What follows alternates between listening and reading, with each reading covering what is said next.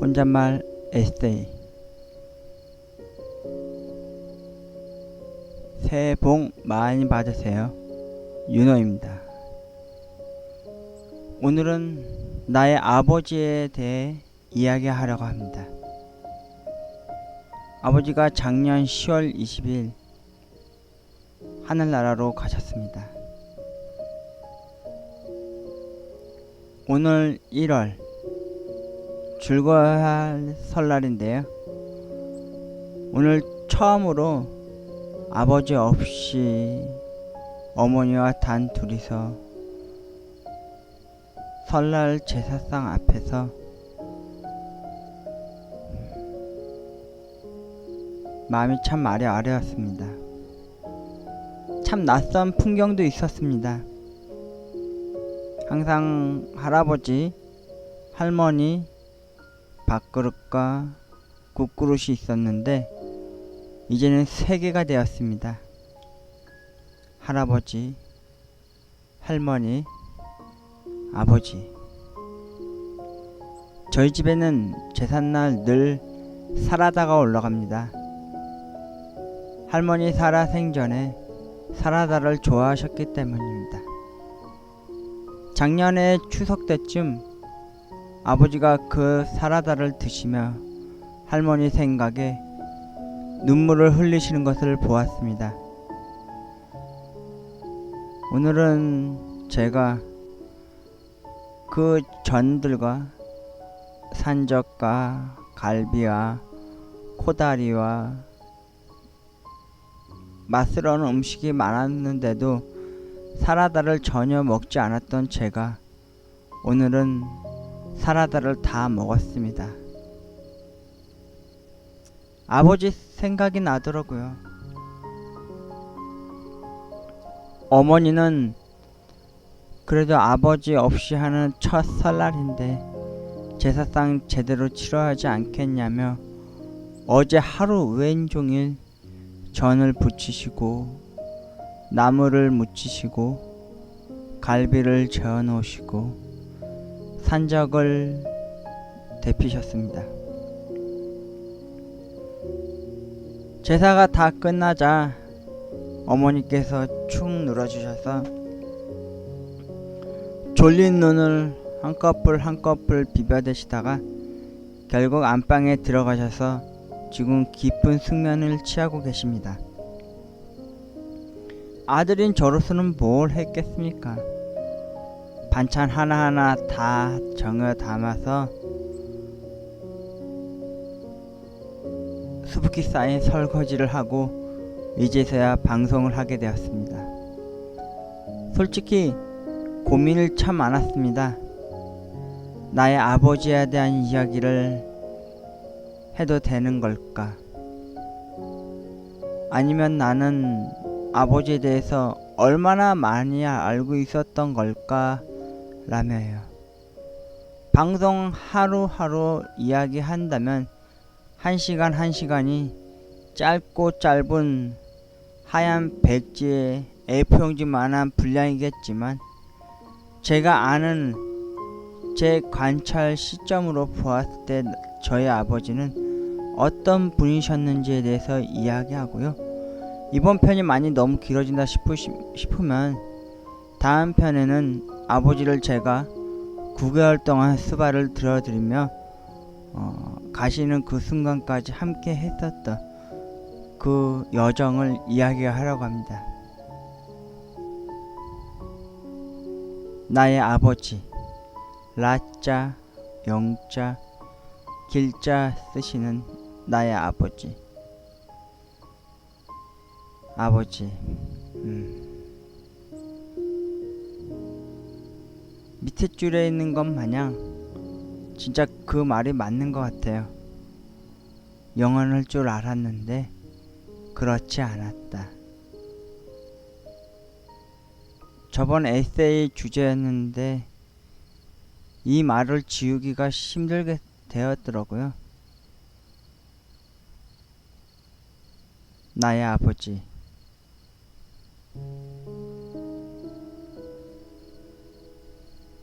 나의 아버지는 제가 어렸을 때 참 인자하시고 좋으신 분이셨습니다. 주말이나 휴일이 되면요, 피자라고 하면서 계란말이를 크게 말아서 피자 치즈 얹어서 해주셨던 아버지셨습니다. 때로는 어머니 몰래 놀이터에서 먹었었던 국자에 설탕을 넣어서 녹여서 소다를 얹어서 먹었던 달고나도 해주신 적도 있고요. 그러다가 어머니한테 걸려 혼난 적도 있었지만 아버지는 저와 저 여동생한테 큰 친구이자 조력자이자 동반자셨습니다.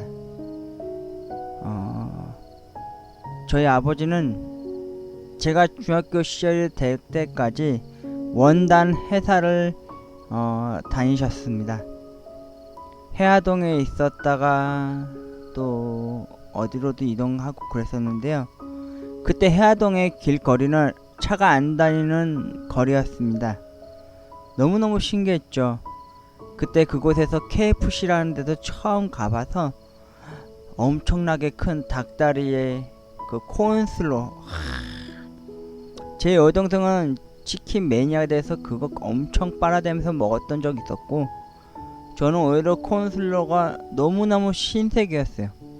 왜 치킨 하면은 무가 전부였는데 양배추로 절여진 코인슬로는 진짜 맛있더라고요, 저한테는.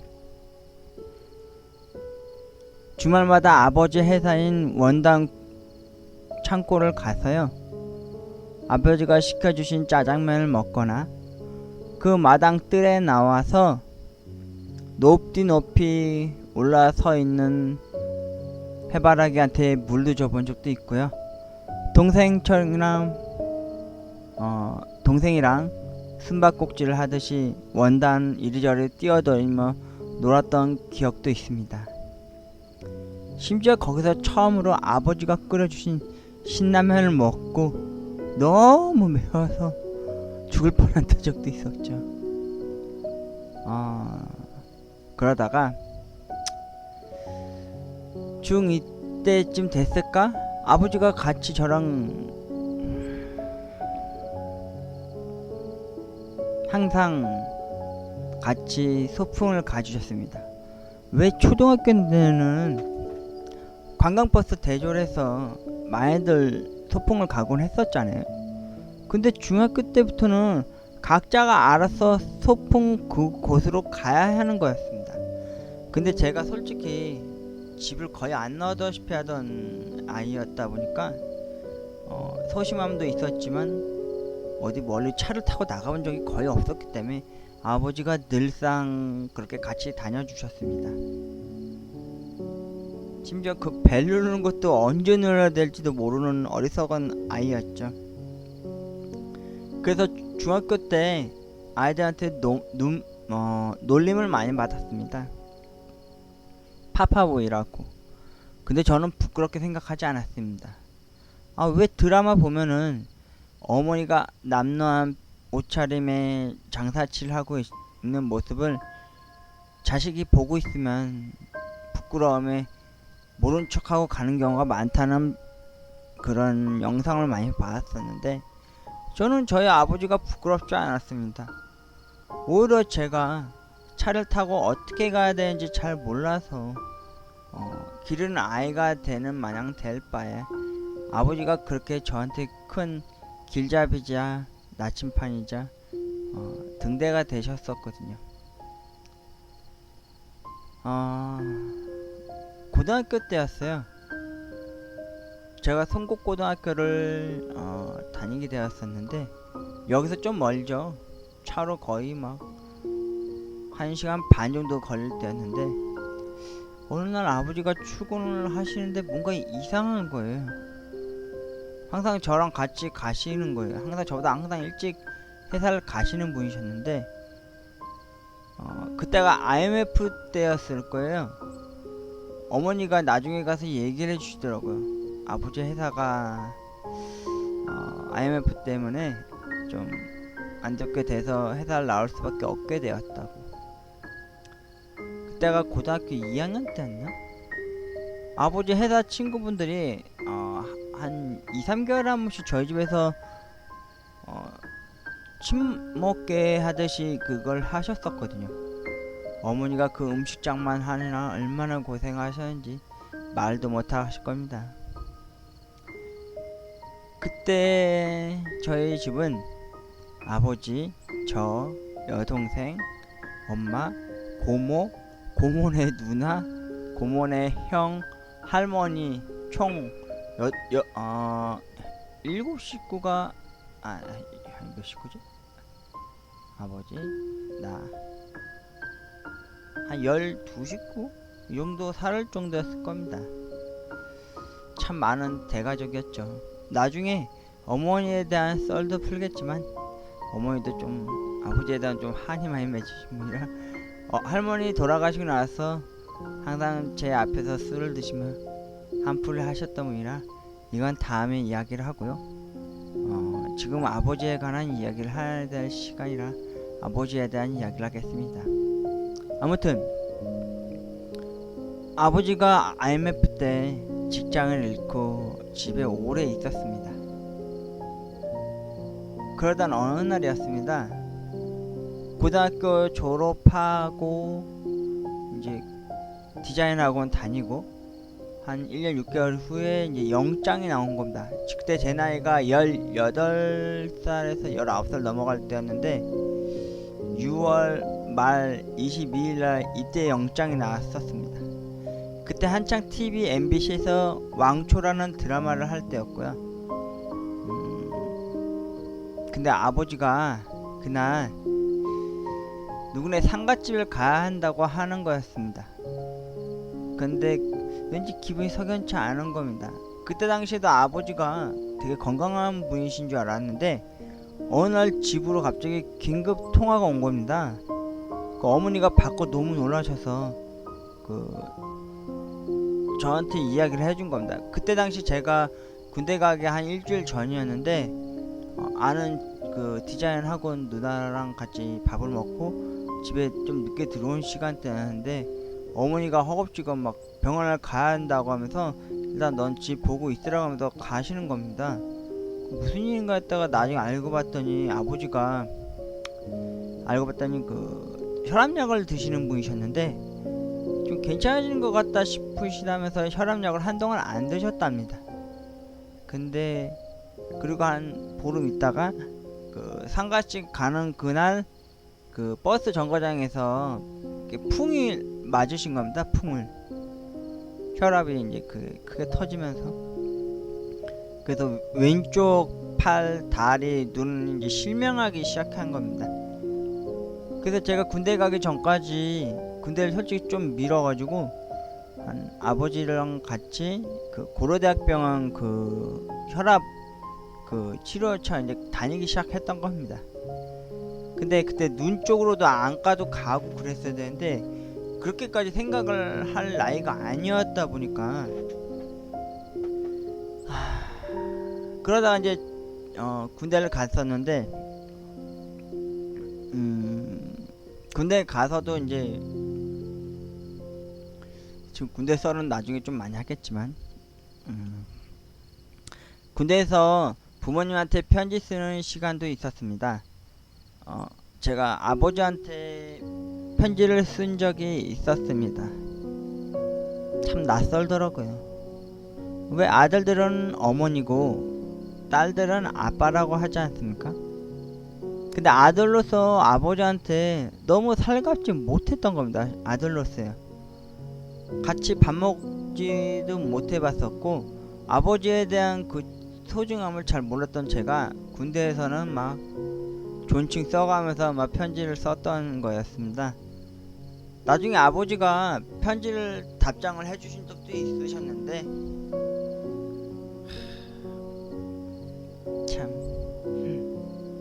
나중에 아버지 돌아가시고 나서 아빠 방 유품들 다 옷 가지며 짐들 다 정리할 때 제가 군대에서 보내드렸던 편지 딱 두세 통 정도가 아버지 그 유품 속에서 또 나온 겁니다.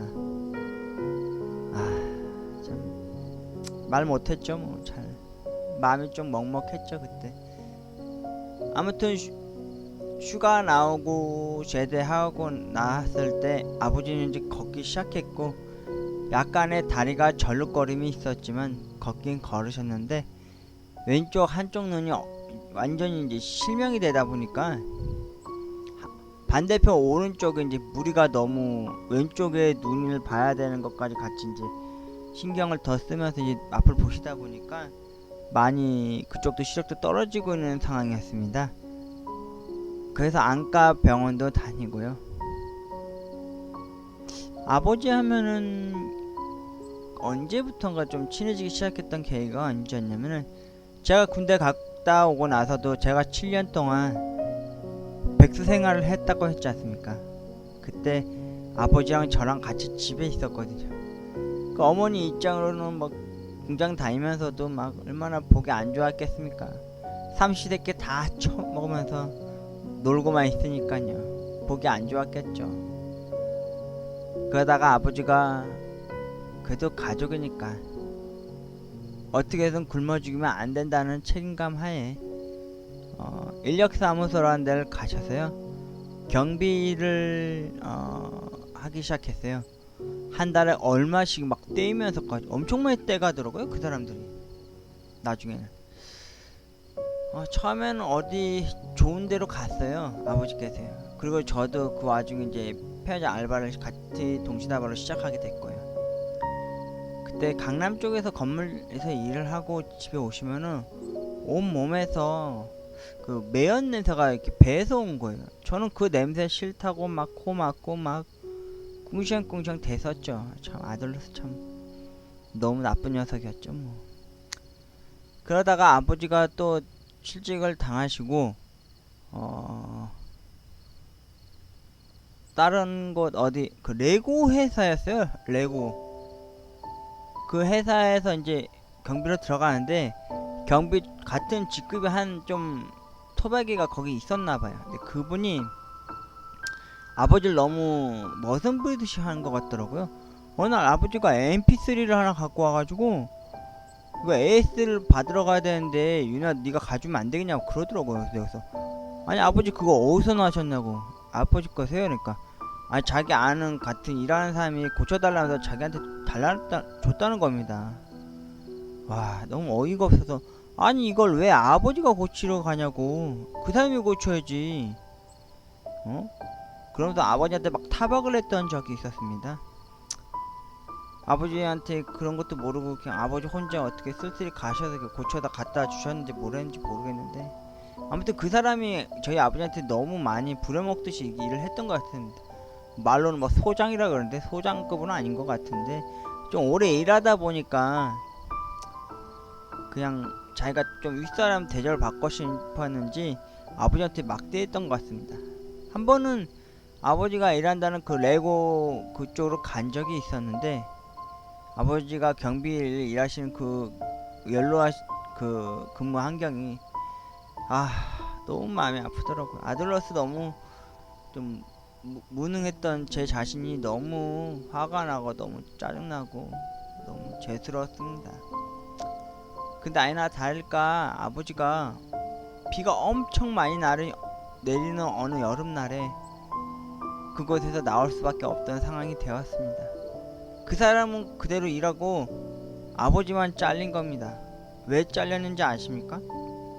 도둑 누명을 쓴 거예요.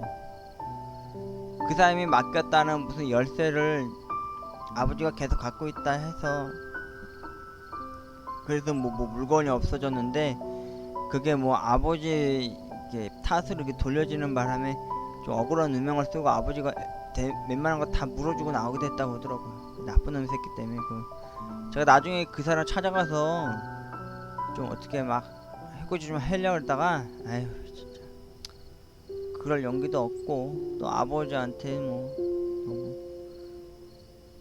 그리고 한참 또 그렇게 쉬시다가 저도 또 중간중간에 2년에 한 번씩 편의점 일도 그만두다가 저도 다시 이제 일을 또 할 때 아버지가 어디였지? 좀 먼데였는데 강북 쪽 어디 무슨 건물 빌라 같은 데서 일을 하게 된 겁니다. 그리고 정확히 2, 3, 4개월 좀 됐을 때였나?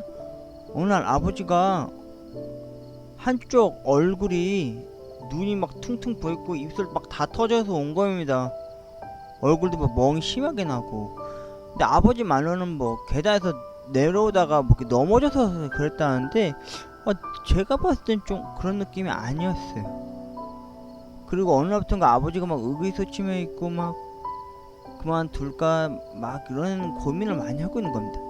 근데 그때 당시 여동생이 그 어린이집 선생 준비를 하고 있을 때였는데 아버지가 그 모습을 자세히 보고는 여동생이 저한테 하는 말이 아버지 왠지 맞은 것 같다고 그러는 겁니다.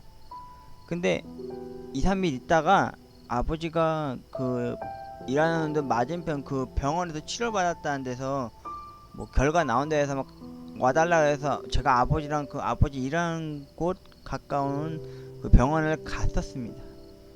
가서 이제 결과를 봤더니 뭐 막 심한 건 아니고 약간 타박성 쪽으로 이렇게 멍들고 이렇게 부은 거라 그러길래 제가 의사 선생님한테 솔직히 단둘이 있을 때 여쭤봤습니다. 선생님이 봤을 때도 저희 아버지 얼굴에는 저거 진짜 저게 계단에서 넘어지면 저렇게 다칩니까? 누구한테 맞은 것 같지 않습니까? 했더니 아무 말도 못하는 겁니다. 나중엔 아버지랑 그 병원을 나와서 아버지 일하는 쪽으로 한번 가자고 그랬어요. 건물을 보고 싶다고. 근데 그 건물에 아버지 말고 아버지 다쳤을 때 같이 병원에 와준 분이 거기 건물 관리하는 데 또 한 명 또 있었답니다. 그래서 가려고 했더니 아버지가 완강히 부인하면서 막 빨리 집에 가지고 막 짜증내고 막 승질 내는 겁니다. 그때 알았습니다. 아, 무슨 일이 있긴 있었구나. 그래서 아버지를 일단 어쩔 수 없이 집에 데려와서 제가 솔직히 소주 한잔 따르면서 여쭤봤습니다. 그랬더니 아버지가 하는 말이 거기서 이제 차 세우는 문제 때문에 좀 어떤 사람하고 언쟁이 있었는데 그 사람이 아버지를 찾아와서 이렇게 때렸다는 식으로 얘기를 하는 것 같았습니다. 그래서 좀 맞았다고 하더라고요. 그리고 얼마 안 있어서 한 정확히 일주일 됐을 때 인력사무소에서 전화가 온 겁니다. 왜 거기 안 나갔냐고. 그래서 우리 아버지가 노발대발하면서 막 전화질을 한 겁니다. 어떻게 나를 그런데 일하게 해놓고 이렇게 사람 때리게 해서 맞게끔 할 수 있냐고. 거기 건물에 있는 무슨 뭐 건물 아는 뭐 지인의 누구누구라고 하면서 뭐 어쩌고저쩌고 막 얘기를 하면서 막 그 인력사무소 사람하고도 많이 싸우는 거였어요. 그때부터였을 겁니다. 아버지가 의기소침해지시고 말도 없어지고 겁이 많아지셨던 게. 그리고 어느 날 한참 시간이 지날 때까지 아버지는 일을 못 하셨고요. 그리고 아버지가 저기 안방 쪽에 제 방이 또 따로 있는데 거기에 의자에 앉아서 빈 책상에서 창밖을 바라보는데 그때 노을이 지고 있을 때였거든요. 전 지금도 그 생각이 나요. 아버지가 그 뿌옇게 막힌 창밖을 바라보면서 하염없이 바라보고 있었던 그 모습을 보면서 저는 생각했어요. 아버지의 뒷모습이 참 외롭고 쓸쓸하구나.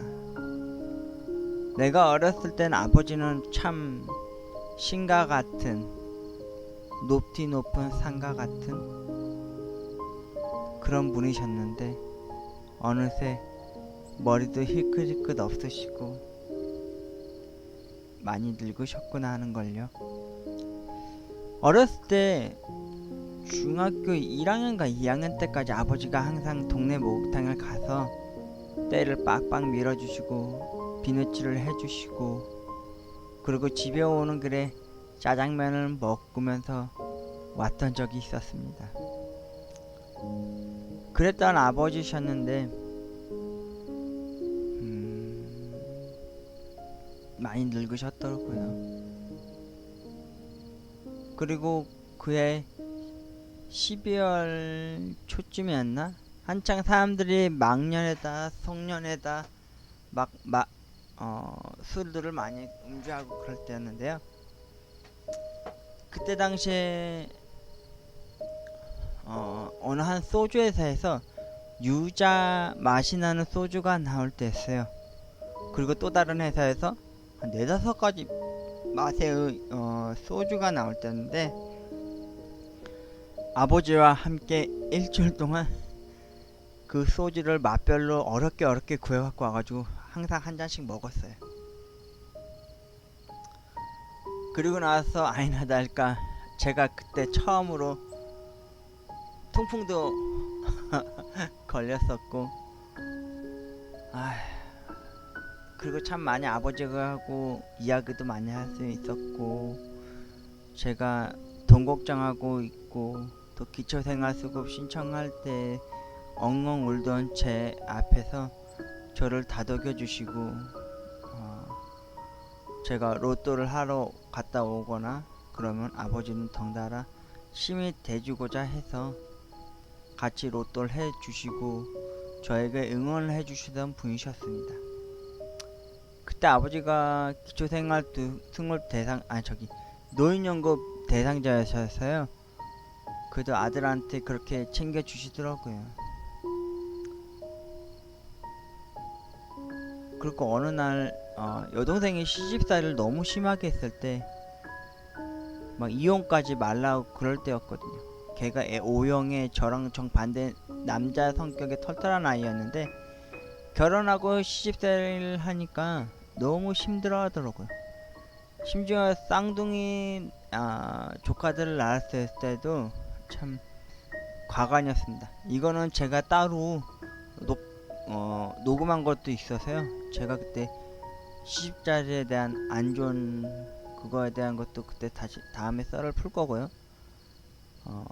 그래서 여동생이 100일도 안 된 쌍둥이 둘을 데리고 저희 집에 왔을 때 아버지가 제가 있는 이 마이크 있는 이 작은 방에서 항상 혼자 있을 수밖에 없었죠. 그때 제가 항상 편의점에서 일 끝나면 항상 도시락을 갖고 와서 아버지한테 점심 저녁을 챙겨드릴 때였어요.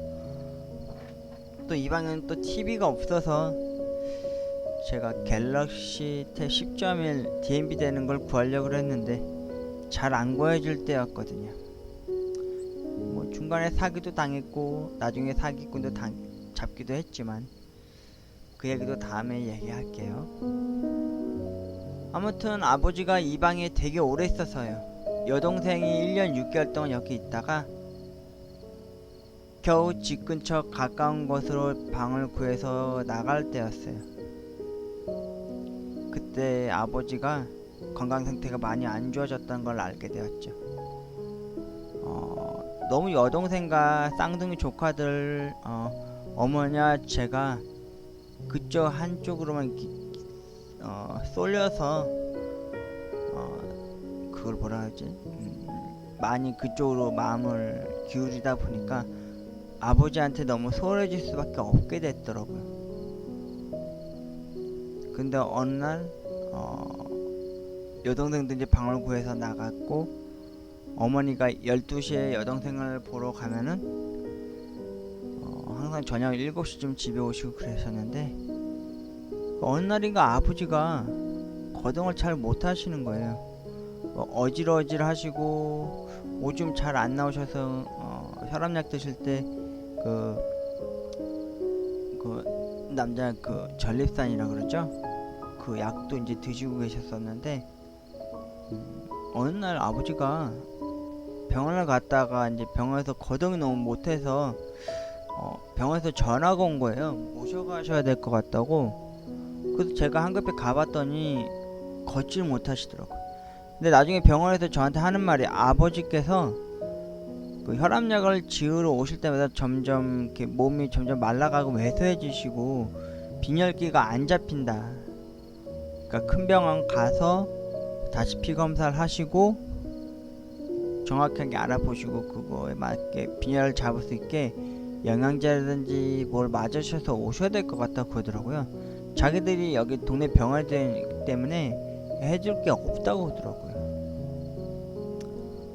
그래서 어쩌겠어요. 아버지 겨우겨우 이렇게 인계해가지고 부축해가지고 이제 집에 왔죠.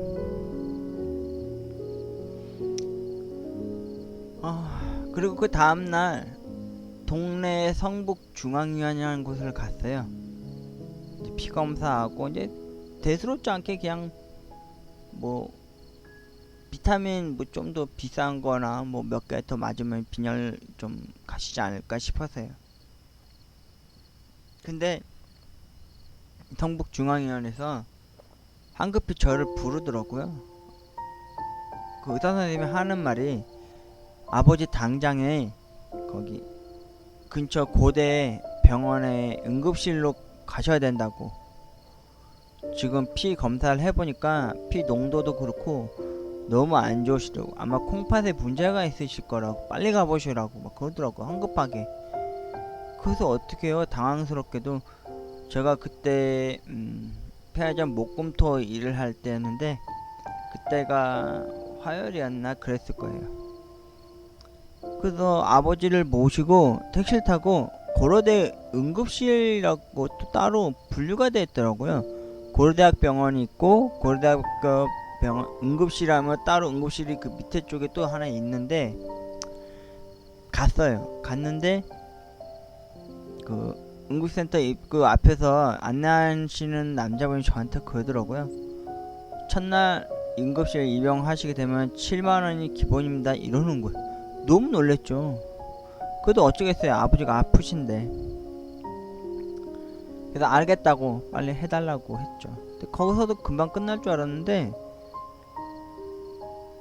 피 좀 뽑아 가시고 제가 전 병원에서 이런 얘기를 들어서 왔다 이렇게 얘기하면서 소견서를 보여드렸더니, 일단 응급실 센터 안 몇 번 자리에 누워 계시라고 그러면서 있었더니, 간호사가 한 명이 아버지 그 한자복을 갖고 오셨더라고요. 갈아입으시라고. 그래서 제가 갈아입히고 있었더니 거기 주변이 전부 막 응급 환자 같으신 분들이 많이 있으시더라고요. 연락하시는 분들도 있었고 젊은 사람도 있었어요. 근데 어떤 여자분이 무슨 고무관 호스를 갖고 오더니 아버지 바지 내려보시겠어요? 이러는 거예요. 그래서 제가 내려드렸더니 그 남자 꼬치 그 볼일 보는 데다가 고무관을 막 쑤셔 누시더라고요. 아버지도 놀라셔서 난리 다녔죠. 그 나중에 간호분께서 하시는 분이 의사였어요. 인턴이었던 것 같은데, 그분이 하는 말이 혹시 오줌 나오실 때 이렇게 피도 같이 조금 나올 수 있으니까 그거는 괜찮은 거라고 하면서 오줌량 체크해야 되니까 이렇게 꽂아놓은 거 그러더라고요. 그리고 한참 얼마 있다가 담당 의사가 딱 오셨어요. 별 얘기는 안 하고. 그럼 아버지 모시고 가셔서 신장 투석을 해야 될 관을 삽입을 해야 된다고 들었어요. 뭔 소리? 수술을 해야 된다고 동의를 하지는 사인을 해야 된다 그러는 거예요. 근데 그때까지도 제가 신장 투석이나 뭐 콩팥 뭐 그거에 대해서 전혀 정보가 없을 때였는데 어쩌겠어요. 일단은 뭐 어떻게 해야 된다니까.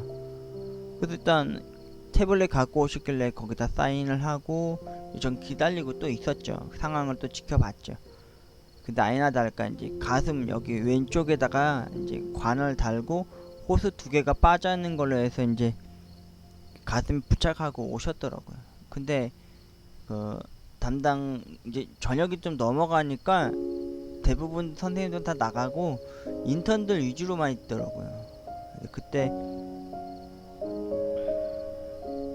선생님이 한 분 저한테 그러더라고요. 지금 병실이 너무 없어서 오늘 하루만 응급실에 있으셔야 됩니다, 이러더라고요.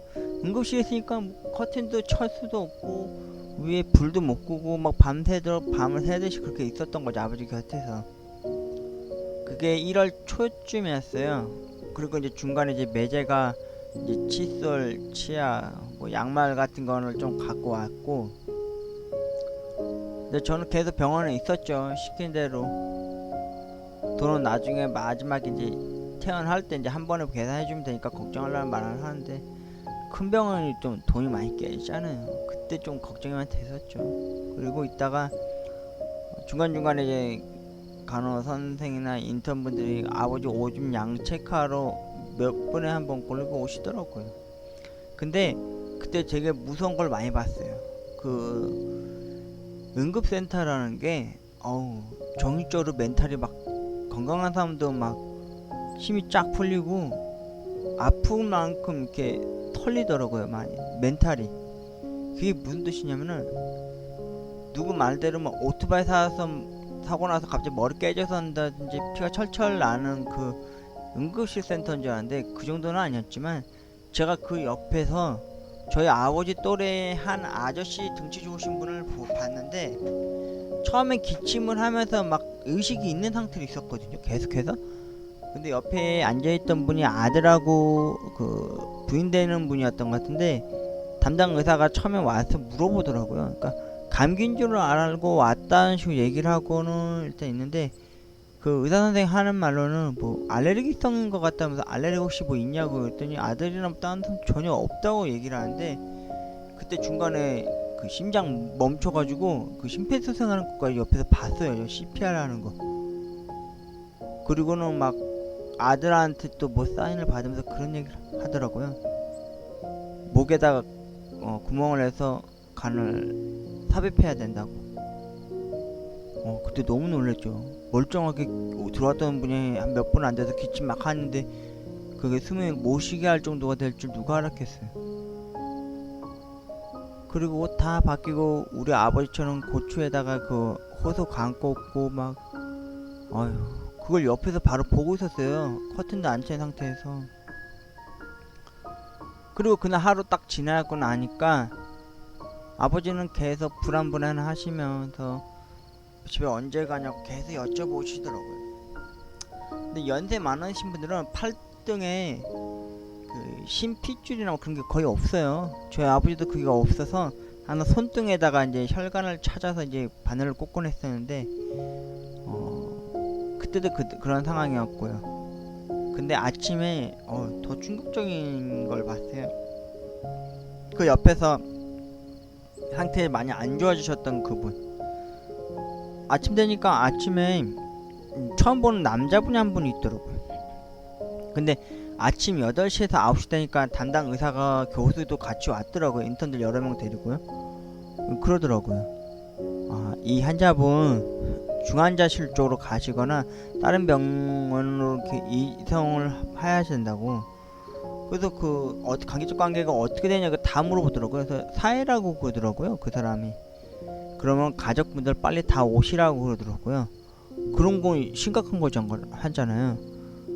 그래서 사회분이 당황해가지고 막 집에다 전해서, 나중에는 한 1, 2분, 한 5분, 10분 됐을 때였나? 그날 전날 밤에 봤던 아들 되는 사람하고 며느리하고 몇몇 사람들이 와가지고 다 중환자실로 가더라고요, 그 사람이. 전 그때까지도 아버지가 이제 좀 나아지시면 이제 집에 갈 수 있을 줄 알았거든요. 그런데 그 병원에서 하는 말이, 병실 하나 나왔는데 다인실이다, 한 5명이 자고 그렇게 치료받는 데인데 아버지 당분간 거기 있으시면서 투석하고 그러셔야 된다고 그러더라고요. 그때가 수요일이었어요. 그래서 일단 엄마한테 전화하고 동생한테 전화하고 너무 걱정되고 불안해서 점주님한테도 전화해서 막 상담 많이 했죠. 그때 당시 현 점주님, 저희 아버지 발인 때까지 와주셔서 참 자리 많이 빛내주셨는데, 아무튼 아버지 모시고 병실 그 6층인가를 갔어요. 근데 그때부터 이제 고난이 시작이 된 거죠. 그 담당 수간호사가 아버지가 집에 있으면서 먹었었던 약들에 대한, 약에 관한 그런 목록 리스트를 뭐 이렇게 받아오라고 그러는 거예요. 그래서 동생한테 전화해서 전 병원, 원래 동네 병원 그 혈압약 짓던 그 항상 자주 가는 동네 의원을 가서 목록을 떼어고 이제 그걸 보여드렸죠. 그러니까 그 간호사 선생님이 놀래는 거예요. 뭔 혈압약을 드시는데 뭐 이렇게 많이 드시냐고. 저도 그때 처음 알은 거예요. 혈압약을 진짜 많이 드시긴 했구나라는 거. 그 외에 약도 있었고요. 보니까 혈압약 종류가 한 4-5가지고 전립선약 2개, 그리고 뭐 또 다른 거 뭐 한 2-3가지가 돼서 총 8가지인가 9가지를 먹고 계셨더라고요. 근데 제가 나중에 인터넷으로 스마트폰으로 찾아보니까 콩팥이 안 좋아지는 이유가 딱 2가지였어요. 과다한 그 약, 그리고 그 막 뭐죠? 그 건강음료 같은 거?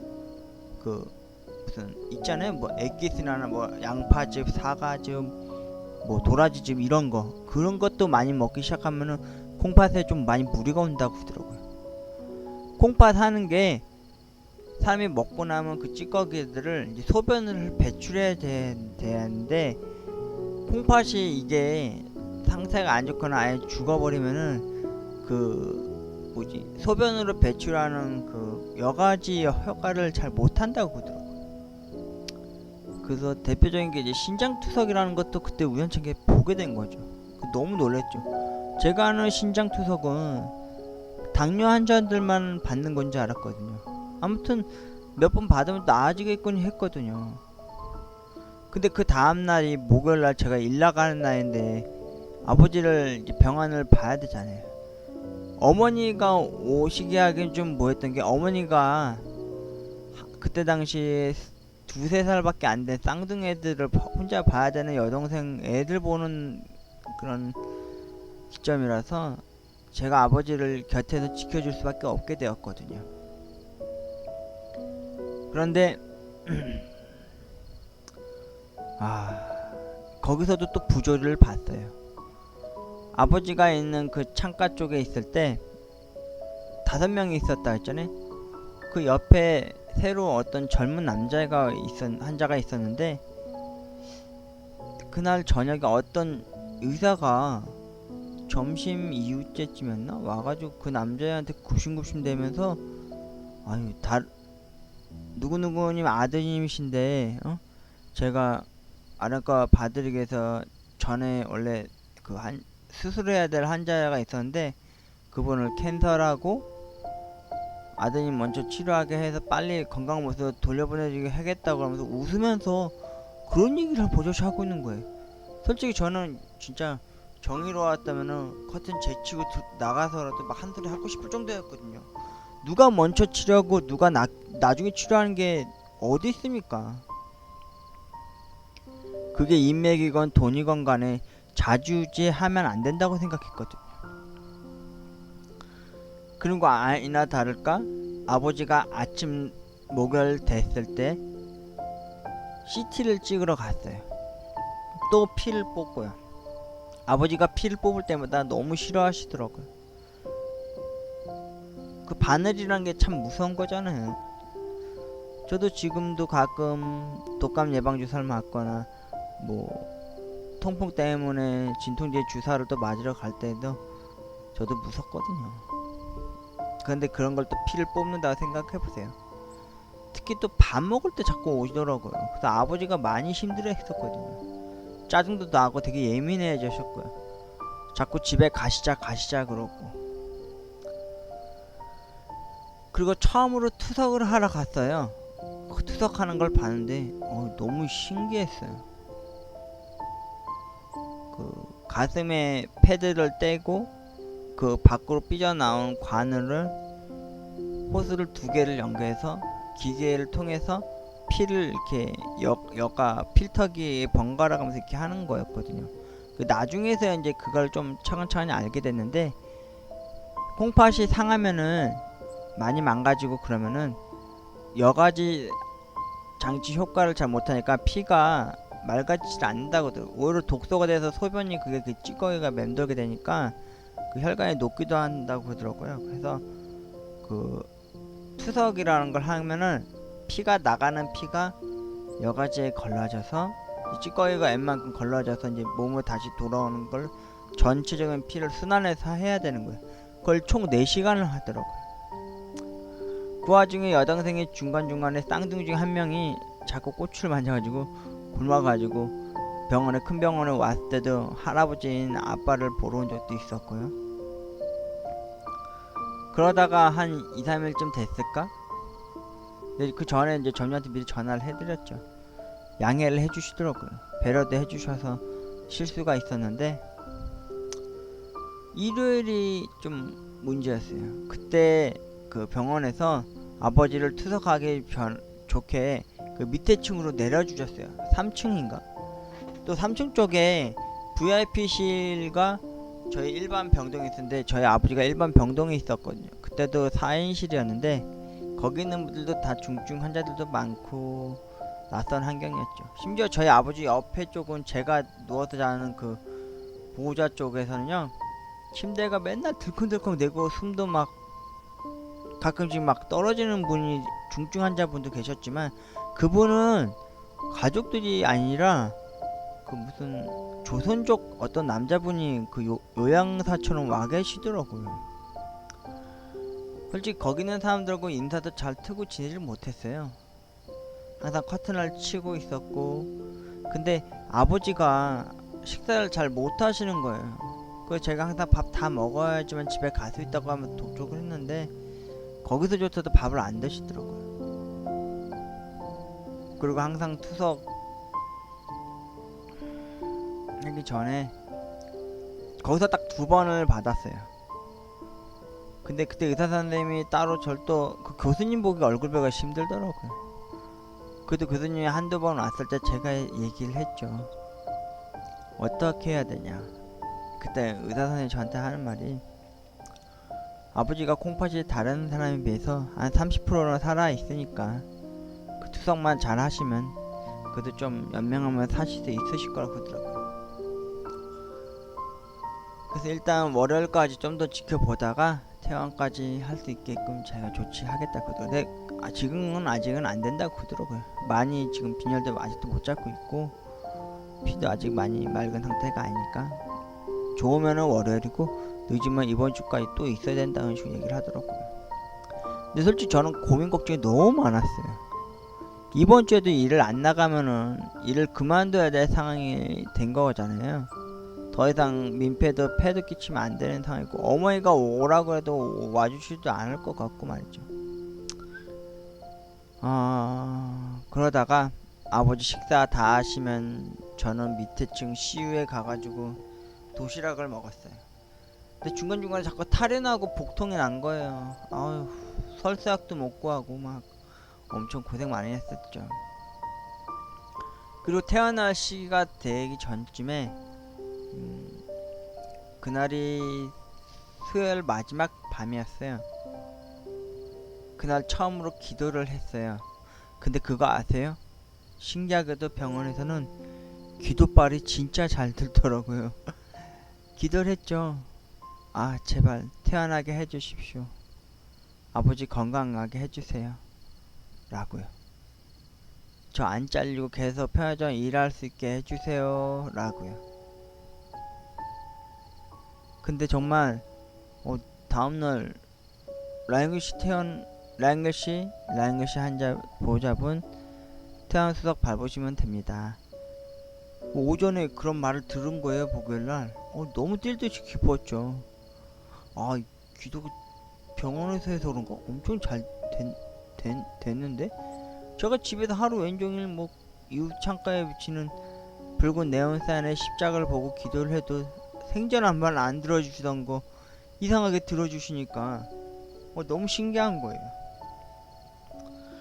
아무튼 그날도 마지막 투석을 하고 이제 바로 퇴원을 할 줄 알았는데, 어떤 여자 그 아버지 투석에 가는 것을 이야기해 주신 분이 저를 부르더라고요. 영양사님도 따로 또 올라가셔서 교육을 1시간을 받았는데 이거를 다시 한번 시험을 또 볼 거라고 하더라고요. 그래서 한 70점 이상 받아야지만은 퇴원을 해줄 수 있다는 거죠. 와, 투석에 관한 설명도 듣고 그 저염식으로 이제 조리를 해서 이제 밥을 이제 차려드리는 것에 대해서 얘기하고, 퇴원해서 어떤 식으로 먹여야 되는지도 교육을 엄청 많이 받았거든요. 근데 제가 머리가 그렇게 좋은 편이 아니라 빡대가리거든요. 근데 뭐 처음으로 70 딱 진짜 거짓말 안 하고 딱 커트라인 70점 맞아서 태어날 수 있게 된 거죠. 근데 문제는 태어나는 게 문제가 뭐냐면은 그 병원비가 비싸잖아요. 생각해도 아무리 보험 처리가 돼도. 일단 제가 태어날 때 그 주변 분들한테 또 인사를 하고 같은 병실 썼던 분한테 인사를 하고, 아버지를 이제 어렵게 이제 일어서게 해서 빈혈이 그때도 아직도 안 잡혔을 때였거든요. 몸무게도 처음엔 제가 60 몇 킬로로 알았는데 40 몇 킬로밖에 안 되는 거예요, 세상에. 그래가지고 어렵게 실제로 겨우 태워가지고 이제 그 수납실 쪽으로 이제 내려갔죠, 정산하러. 근데 돈이 엄청 많이 깨진 거예요. 천 얼마 나왔어요, 보름 있는 동안. 그 자세히 그 목록을 빼서 보니까 와, 1순위로 비싼 게 CT였어요, CT. 그게 보험 적용됐는데 40 얼마가 깨지더라고. 그거를 하루에 한 주에 한 두 번씩 받았으니까 총 4번을 받았는데 투석비용도 꽤 나오고 피검사도 꽤 많이 비싸더라고. 한 7만에서 10만원 깨지더라고요. 피검사 하는 데만 또. 중간중간에 소변 검사한 것도 꽤 돈 나왔고요. 중간중간에 약도 조제해준 것도 좀 비싸게 나왔고요. 일단 거기서 보름치를 주어줬고요. 담당 교수님을 또 만날 수가 있었는데, 담당 교수님께서 저한테 하는 말이, 일단은 믿고 내보내드리는 거니까 집 근처 가까운데 투석하는 병원을 한 군데를 지정해서 가라고 그러더라고요. 그리고 자기들한테 전화를 다 해주시고, 그리고 한 보름 있다가 약 떨어지면은 다시 이 병원에 오라는 식으로 해서 그 예약을 따로 또 잡아주셨어요.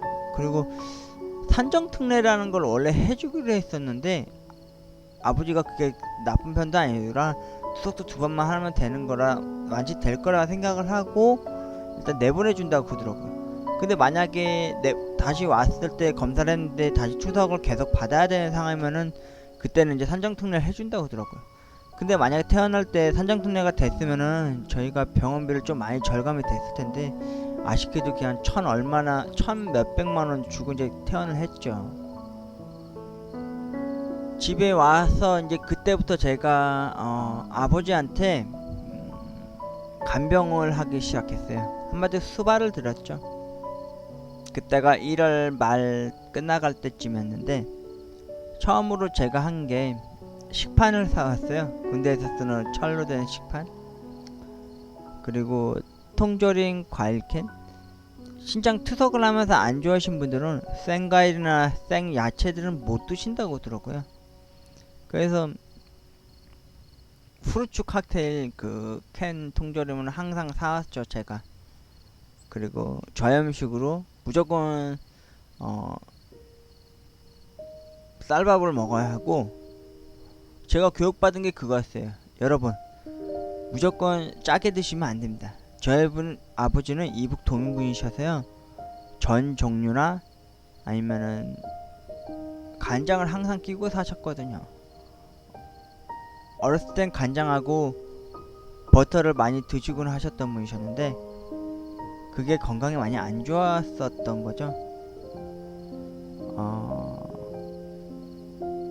제가 한 말씀 드리자면은, 교육을 그렇게 받았어요. 나이가 들면은 잡곡밥을 드시면 안 돼요. 네. 오히려 쌀밥 위주로 드셔야 되고, 국 종류는 항상 저염식으로, 그리고 항상 하루에 한두 번 정도는 무조건 고기를 드셔야 돼요. 치킨이 아니라 닭고기, 소고기, 돼지고기 이런 식으로요. 음식은 될 수 있으면 싱겁게 드시고요. 그리고 우유 대신 두유를 먹으라고 그러더라고요. 저 이래저래 물어봤어요. 아니, 우유는 칼슘도 있고 좋은 건데 왜 우유는 안 되죠? 여쭤봤더니 우유에는 몸에 좋은 칼슘도 있고 젊은 사람이 먹기에는 좋은 음식이긴 하지만 나이 드신 분이 드시기에는 안 좋은 게, 그 우유에 인이라는 게 있대요. 인이 몸에 쌓여서 이게 밖으로 이렇게 배출하기가 힘들다고 하더라고요. 홍파 자체가 기능이 상실된 게 많아서 걸러지는 게 잘 안 된다고 하더라고요. 특히나 몸에서도 인이 또 발산이 하니까 그게 쌓이는 식으로 되는 거죠. 그래서 못 드시는 게 너무 많아져 버린 거예요. 짜게도 못 먹고 맵게도 못 먹고. 그걸 이제 지켜가면서 제가 계속 아버지한테 밥을 삼시세끼를 챙겨드렸죠. 그리고 집 근처 가까운 동네에 그 투석할 수 있는 병원을 알아보고. 근데 문제가 또 뭐였냐면은, 그 투석을 하러 가려면은 택시비가 많이 나왔어요. 그때 교통수단은 택시밖에 없었거든요. 그때 또 아버지가 지팡이로 짚고 어렵게 살이 걸어다니기도 했고요. 대소변도 솔직히 잘 화장실 다니면서 잘 했었거든요. 투석할 땐 좀 많이 힘들어 하셨어요. 저희 아버지는 그게 중증 환자가 아니셔서 기본적인 환자들은 월수금이나 목금토나 이렇게 3번을 맞아야 돼요.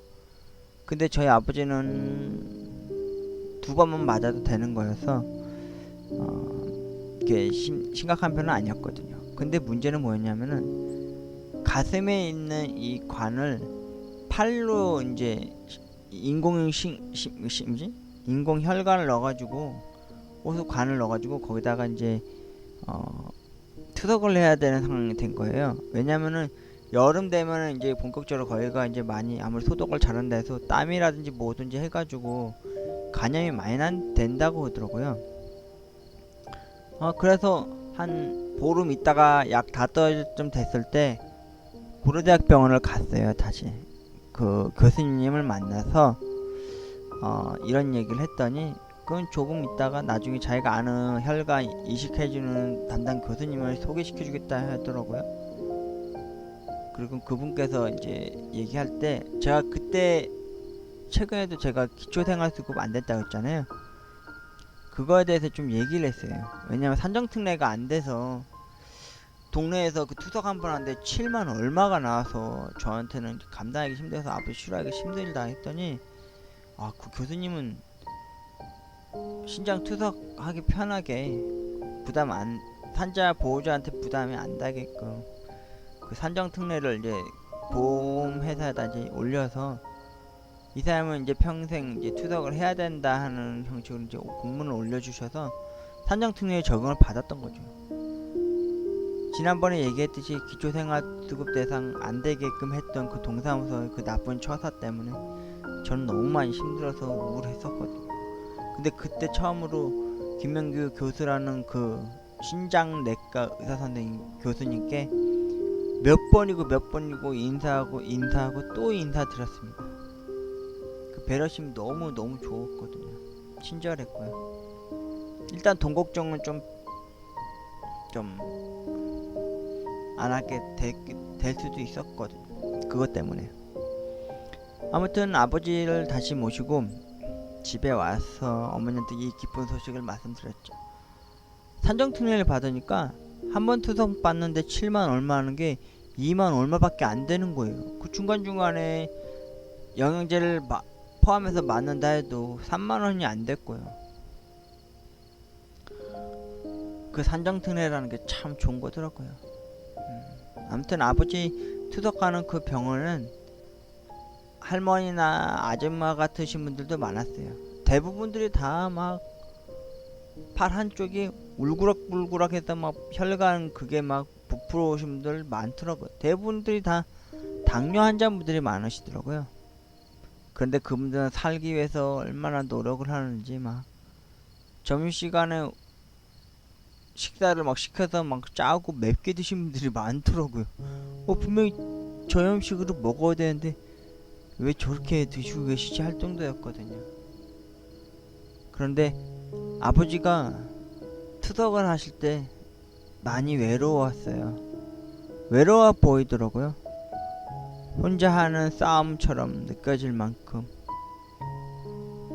그리고 며칠 안 있어서 팔 쪽으로 혈관 수술을 당일날 하고 당일날 퇴원하는 수술을 했죠. 그 와중에 저는 이틀에 한 번씩 아버지를 목욕을 시켜드렸어요.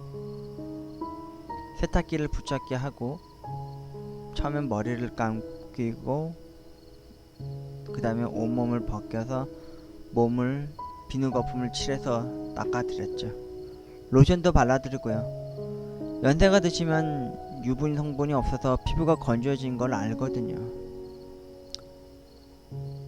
그런데 아버지가 다리 쪽에 앙상하게 뼈만 남아있더라고요. 엉덩이 쪽도 뼈가 홀쭉하게 들어가 있고요. 배까지 다 보일 정도로 갈비뼈도 가늘하게 보이고요. 겨우 서 계셨어요. 세탁기를 붙잡고서요. 그리고 정확히 6개월쯤 되었을 때 점점 아버지가 몸무게가 줄고 있다는 걸 알았어요. 그때 간호선생이 수간호사님이 저랑 상담을 했어요. 아버지께서 몸무게가 안 늘어나니까 이제 짜고 맵건 간에 뭐든 다 좋아하시는 거 있으면 다 먹이라고, 대신 술만 드시지 말게 하라고. 그렇게 했는데 아버지가 자꾸 헛구역질을 하시면서 잘 못 드시더라고요. 그리고 어느 날부턴가 실례를 하시기 시작했어요. 방에서 똥이나 오줌을. 정신이 나간 사람 마냥 집에 왔는데 방문을 열었는데 방문을 열자마자 그 앞에서 바지를 내리고 오줌을 싸는 거예요. 누워서도 쌀 수 있고 앉아서도 쌀 수 있는 오줌 소변기 통도 제가 의학용으로도 산 거 있었거든요. 그런데도 그걸 사용을 안 하시더라고요. 아들 약 올리는 건지 힘들게 하시려고 그러는 건지. 그리고 어느 여름 중후반 때쯤이었는데 아버지가 처음으로 거동이 불편해서 걷지 못할 만큼 힘들어 하실 때 동사무소에서 일주일 동안 휠체어를 빌려주는 서비스가 있더라고요. 그걸 신청해서 휠체어를 갖고 다니려고 하니까 불편한 게 딱 하나가 있었어요. 장애인 신청을 해서 장애인 콜택시를 또 타고 다녀야 된다는 거야. 근데 그걸 타게 되면은 택시비에 비해서 너무 엄청나게 절감이 돼서 돈도 많이 안 나간다고 들었고요. 근데 신청을 하려니까 또 그것도 기다리는 게 한뭉 쳐서더라고요. 거기서도 또 선정 과정이 또 거쳐져야 된다고 그러더라고요. 그래서 일단 동사무소 가서 아버지 그 신장 투석 받는 것에 대해서 신체 장애 몇 등급 나왔는지 그거 얘기하고 신청서 작성하고 한 달 다 돼가고 한 보름 더 있다가 이제 그 공무원이 날라왔죠. 그리고 콜택시를 어플을 처음으로 깔아서 장애인 콜택시를 타기 시작했어요. SUV 같은 거였는데 뒤로 이제 휠체어를 이제 태워서 이제 한 자리를 이송하는 거였죠.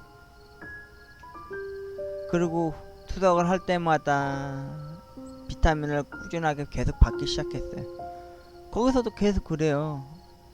몸무게가 너무 안 나간다. 점점 줄고 있었어요. 고대에서 처음 태어났을 당시에는 40몇이었는데 그리고 집에 와서는 몸무게가 찌는가 싶다가 다시 줄기 시작했던 거죠. 그리고 집에 와서 제일 힘들었던 게 뭐였는지 아세요? 똥오줌을 닦아내면서 또 치우고 또 기저귀를 채우려고 했었는데 완강히 부인하시더라고요. 그러다가 어느 순간 저희 집이 옛날 집이다 보니까 안방에서 이제 저기 화장실 가려면 밖으로서 나가야 돼요. 기둥 잡고 나가시다가 중간중간에 넘어지신 적도 있었고 빨래를 제가 몇 번을 했는지 몰라요. 그때 당시에 이불 빨래도 진짜 많이 했어요. 세탁기로 하루에 두세 번 했어요. 진짜 이불 빨래만. 똥오줌이 거기 맨날 묻어 있었으니까 밤에 늦게 일 갔다가 아침에 잠도 못 자고 투석하러 갔다가 오면은 또 빨래를 해야 되고 또 빨래를 해야 되고 막 정신이 없었죠. 그다 어머니가 아버지를 이쪽 제가 지금 컴퓨터 방 하는 이쪽으로 옮기자고 해서 옮겼죠. 그 이 방에서 이제 요양을 하기 시작했어요. 그게 왜 그랬냐면은 8월 중순쯤인가 그 투석하는 병원에서 저를 따로 부르더라고요. 담당 선생님과 수간호사님과 이제 같이 이야기를 했어요. 저한테 이런 얘기를 하더라고요.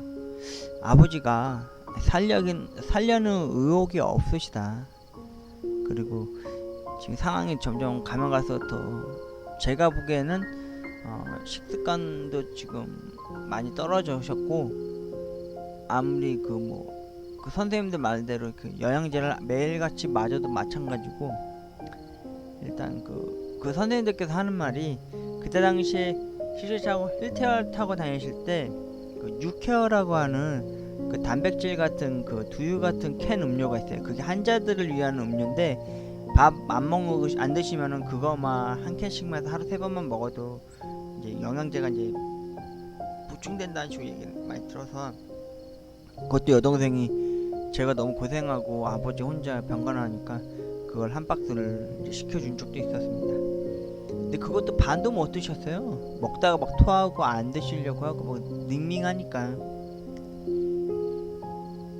근데 그 병원에서 저한테 하는 말이, 수간호 선생님도 그렇고 그 담당 의사 선생님도 그러더라고요. 요양병원을 가보시는 게 어떻겠냐고. 요양원이 아니라 요양병원. 요양병원을 가야 투석도 할 수 있다고.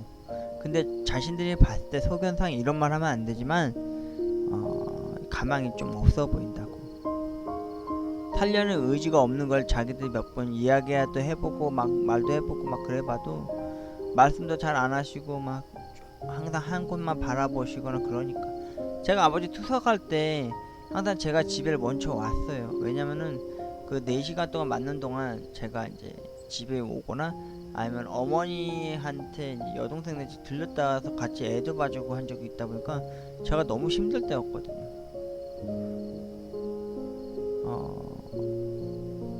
그래서 아버지를 9월 초쯤에 모시고 집으로 일단 왔어요.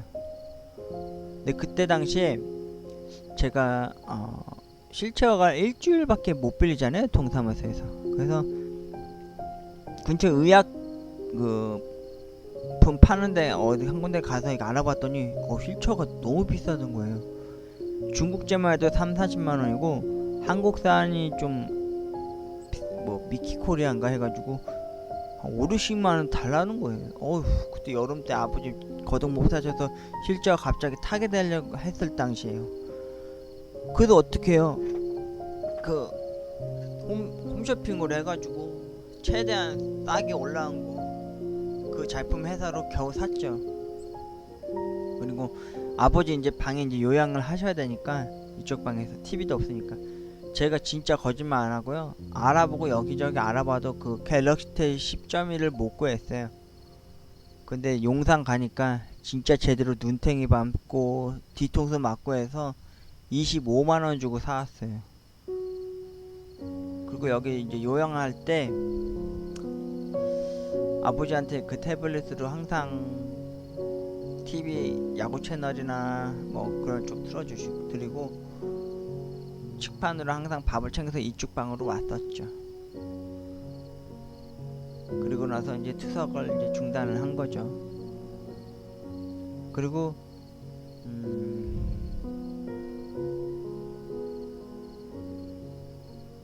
가면 갈수록 아버지가 점점 심각해지더라고요. 약은 계속 있었는데 투석하면 드시는 약들이 주로 뭐냐면요, 혈압약 하나 있고 투석을 하면은 나쁜 찌꺼기만 빠지는 게 아니라 칼슘하고 철분도 빠져요. 그래서 칼슘 철분제 하나 그리고 그 전립선 약 해가지고 총 4알을 드셨거든요. 근데 그거는 약이 충분히 한 달치가 있으니까 그걸 꾸준히 먹이면서 이제 계속 요양을 집에서 일단 시켰어요. 그리고 10월 초 중순쯤 다가올 때쯤에 아버지가 자꾸 헛소리를 하시는 거예요. 윤호야, 나 살고 싶다, 나도 살고 싶다고 막 이러시는 거예요. 그래서 내가, 아버지 사시려면은 밥 골고루 많이 드셔야 돼요. 라면이라도 드세요. 짜장면이라도 시켜드릴게요, 아버지가 좋아하시는 거. 근데 안 드시는 거예요. 항상 여기 의자에 앉아 계셨었거든요. 지금 그 의자는 좀 아버지 돌아가시고 나서 좀 치워버렸는데, 그리고 10월 돌아가시기 한 3-4일 전쯤에, 그 전전부터도 어머니랑 저는 항상 아버지에 대한 그런 걱정을 많이 했었어요. 근데 왠지 이번에는 왠지 아버지 가실 준비를 좀 해야 되지 않겠냐 이렇게 얘기를 좀 몇 번 했을 때였는데, 근데 어머니가 원래는 한 달에 한 번씩 산악회를 가십니다. 딱 한 번 있는 취미생활이신데, 아버지가 병환이 있으시고 제가 거의 9개월 동안을 이제 그 아버지 신장투석에 대해서 제가 병간호 수발을 할 때 어머니도 또 여동생 애들 보고 오고 그럴 때 집에 와서 이제 아버지 똥오줌 싼 걸 보고 그랬을 때에도 어머니는 집에 있었어요. 일부러 자기만의 그 취미생활을 안 하시고요. 근데 그때는 왠지 어머니한테도 너무 힘드신 일인 것 같고 해서 제가 한번 갔다 오시라 그랬어요. 아버지 안 돌아가시고 계속 있을 거니까 어머니 간 사이에 제가 아버지 한번 또 씻겨드리고 해야 되니까. 왜냐면 그때 아버지 상태가 너무 점점 안 좋아질 때라 나중에는 막 바지도 안 입고 윗도리만 입고 계시더라고요. 그래서 제가 아버지한테 아버지 저 기저귀라도 채워드릴까요? 똥오줌 안 싸게? 싸도 제가 치우기 쉬운데 이랬거든요.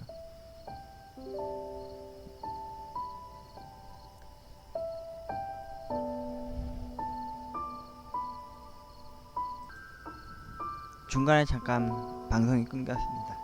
죄송합니다. 어머니가 이제 제사 이후에 이제 좀 주무시다 나오셔서 잠깐 좀 씻으러 가셨는데 그 소리가 좀 잡으면 좀 들어갈 것 같아서 잠깐 방송을 좀 멈췄었습니다. 아버지가 그래서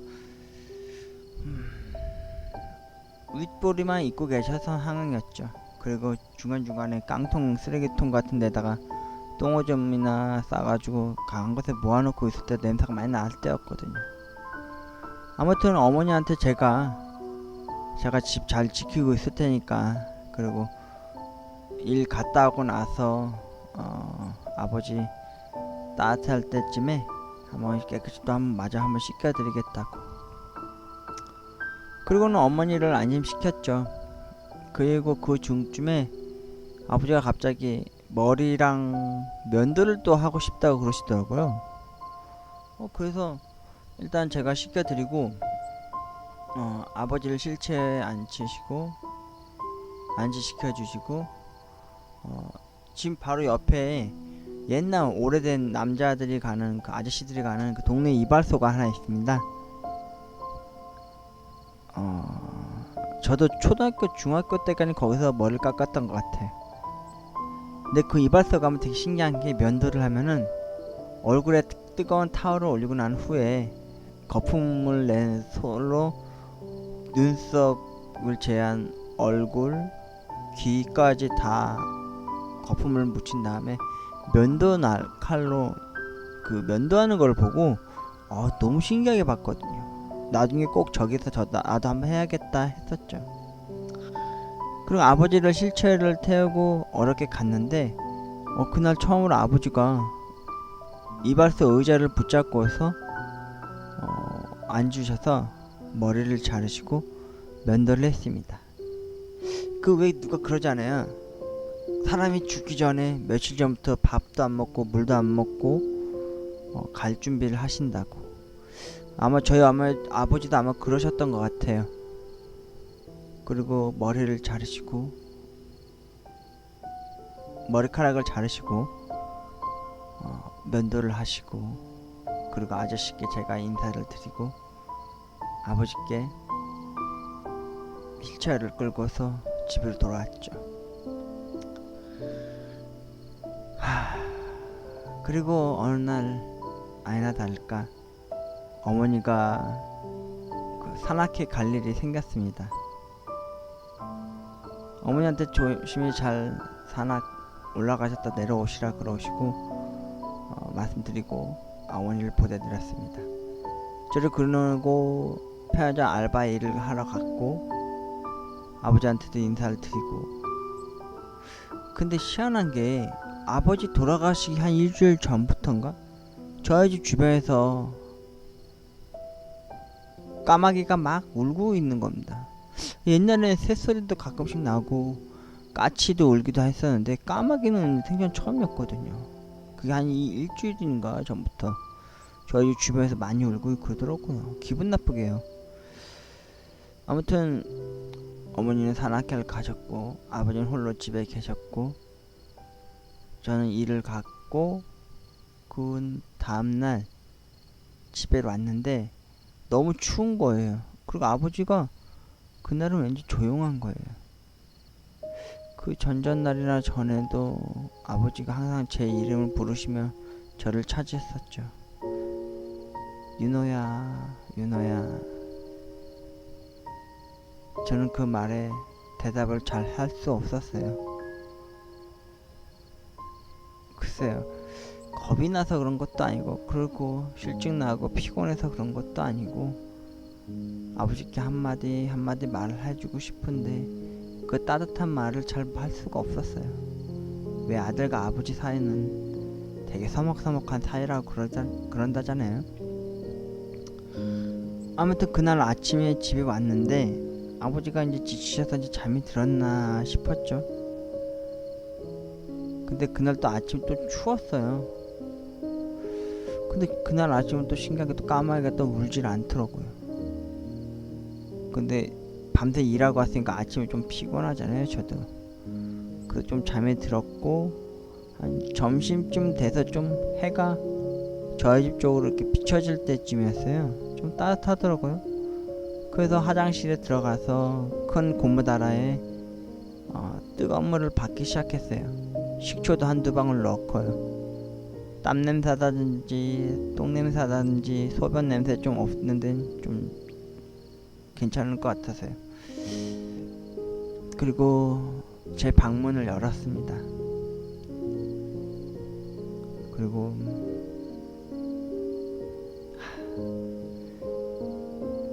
지금까지 이야기는 나의 아버지 이야기 첫 번째 편이었습니다.